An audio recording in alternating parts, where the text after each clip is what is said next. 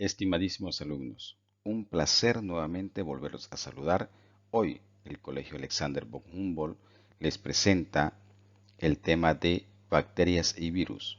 El tema está dirigido especialmente para el curso de cuarto de secundaria. En este tema conoceremos las características y formación de las diferentes bacterias y virus. Así también veremos desde los más ancestrales, tanto de las bacterias de las archeas y de la eucarya. Estos se fueron formando y formalizando con el transcurrir de los tiempos hasta que mantuvieron un equilibrio biológico para la consistencia de la vida y la especie humana. Hay pocos, pero muy pocos lugares en el mundo que estén libres de las bacterias. Estas se las encuentra hasta 5 metros de profundidad en el suelo, en el agua, en el aire. La mayoría de las bacterias existen como organismos unicelulares, pero se las puede encontrar formando filamentos. El tamaño va desde menos de 1 micrón de largo hasta 10 micrones de largo. Clasificación de las bacterias. Las bacterias se clasifican según el estado y el lugar donde se encuentran, ya que estas pueden ser las que responden al oxígeno, las que responden a la forma de energía o simplemente a la forma de coloración que estos presenten. Estos tres tipos de bacterias representan o realizan o responden a estímulos según el medio ambiente que se encuentren. Entre las células, según su forma, más conocidas, podemos mencionar a los bacilos, a los cocos y a las espiroquetas. Cada una de estas bacterias presentan formas definidas, pero son las más comunes, las cuales mantienen el equilibrio biológico de la misma especie humana como también de los seres vivos. Aquí podemos ver también la estructura de cada uno de ellos. Hemos visto que las bacterias presentan algunos pelos, presentan también ribosomas, presentan una cápsula, presentan una pared celular si en caso éstas se encontrasen dentro de los vegetales. Presentan una membrana plasmática y también un ADN bacteriano. ¿Qué podemos decir de las bacterias? Que simplemente son otro tipo de células que se van a manifestar para la convivencia y el equilibrio biológico de la especie y las formas de vidas. Pared bacteriana. El espesor de la pared celular de una bacteria es mucho menor que el de una de Gram.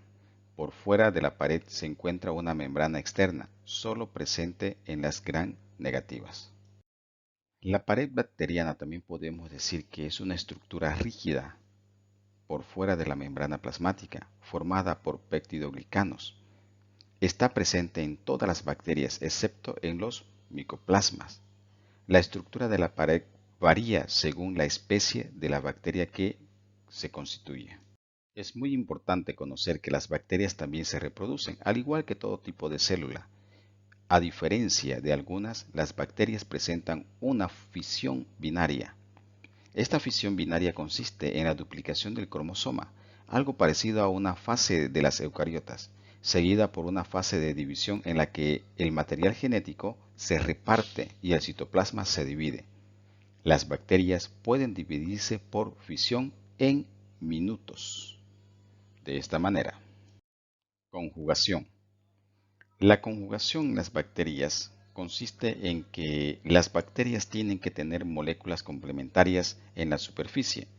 Presentan también o deberán presentar una formación de pelos, tubos entre 2.5 milímetros de diámetro. También presentan el ADN de la bacteria donante. Esto se replica y pasa en todas las partes de las bacterias receptoras. Hay recombinación del ADN del receptor con el donante. Entre los orgánulos que presentan las bacterias podemos citar a los plásmidos. Estos son estructuras de ADN circular que se replican en forma autónoma. Contienen genes accesorios. es decir, que las bacterias pueden vivir sin ellos. Pueden contener genes que codifican factores de virulencia, resistencia a antibióticos, así como también resistencia a los metales pesados. Se transmiten de dos formas, una por fusión binaria y la otra por conjugación. Importancia de las bacterias. Podemos decir que las bacterias juegan un papel muy importante en las bacterias para el ecosistema. El reciclado de nutrientes y elementos como el carbono, el nitrógeno, el azufre y otros elementos más depende de la presencia de bacterias al descomponer los organismos muertos, ya que estos disuelven el ambiente estos elementos para que estén disponibles para otros seres vivos. Y no solamente se encargan de disolver, ya que muchas especies de bacterias viven como simbiontes en otros organismos. Por ejemplo, la piel y el aparato digestivo tienen una flora normal constituida por bacterias. La flora intestinal normal, por ejemplo, presenta más de 200 especies, influenciada por la genética, la edad, el sexo, el estrés, la dieta, la reducción también de susceptibilidad de infecciones, proviene de colonización de bacterias, producen algunas vitaminas como la K, la B12, estimula el desarrollo de tejidos linfáticos, también se presenta como competencia de nutrientes y enfermedades tales como caries, periodontal, diarrea, etc. Enfermedades producidas por las bacterias. Entre las principales podemos mencionar la peste, la tuberculosis, la sífilis, el cólera, antrax, meningitis. Es muy importante mencionar que las bacterias son organismos unicelulares procariontes que se producen por fusión binaria. Generan también la vida libre que poseen ADN. Pueden tener información complementaria de forma de plásmidos. Poseen el sistema productores de energía y biosintéticos necesarios para el crecimiento y la reproducción. Poseen como características particulares una pared rígida. Virus. Los virus no tienen metabolismo propio. Ningún virus aislado utiliza energía, almacena energía, efectúa procesos como la respiración y puede sintetizar proteínas. Es muy importante conocer que los virus dependen de las células que parasitan. El parasitismo se da a nivel genético. El genoma viral reemplaza el genoma de las células hospedadoras en el control de la síntesis de ácidos nucleicos y proteínas. Es muy importante conocer que de manera única serán considerados virus aquellos agentes infecciosos cuyas partículas elementales contengan un solo tipo de ácido nucleico. Estructura de los virus. Los virus presentan un material genético. Este puede ser ADN o ARN. Presentan una cápside. Esto está formada por proteínas que agrupan en subunidades llamadas capsómeros. Presentan una envoltura. Algunos virus tienen una envoltura derivada de las membranas de las células que parasitan. Genomas virales. Existen dos formas de genomas, uno que es de genoma ADN y otro de genoma ARN. Entre las principales del ADN podemos mencionar la cadena doble o lineal. Entre este se presenta el herpes, el circular que puede ser el S40. La cadena simple o lineal que presenta a través del parvovirus o circular que se presenta a través de los fagos. Sin embargo, en el genoma de ARN podemos mencionar las cadenas simples, mosaicos producidas por el tabaco, las cadenas dobles, reovirus. Podemos mencionar también la polaridad producida por la hepatitis, la polaridad negativa por la influenza, la polaridad mixta por el arenavirus. Ciclo lítico y ciclo lisogénico. Cada uno de estos ciclos presenta una característica muy particular.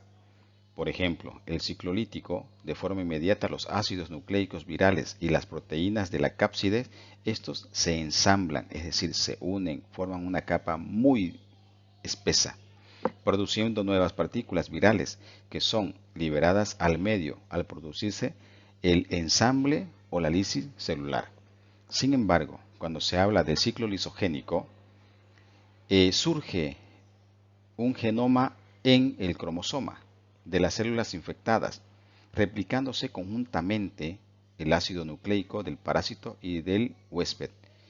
En determinadas circunstancias, por ejemplo, la ruptura del ADN bacteriano por la luz ultravioleta, podemos decir, en un resumen, que los virus son parásitos intracelulares, es decir, no son organismos vivos ya que no tienen metabolismo. Los virus no poseen sistemas productores de energía ni sistemas biosintéticos para el crecimiento y la reproducción, es decir, que no se reproducen solos. Toda su información genética está en un genoma de ADN o de ARN. Así también los virus poseen una cubierta protectora, la cápside formada por proteínas, y algunos tienen una envoltura membranosa. Por último, veremos a continuación en qué consiste la existencia también de los viroides y los priones.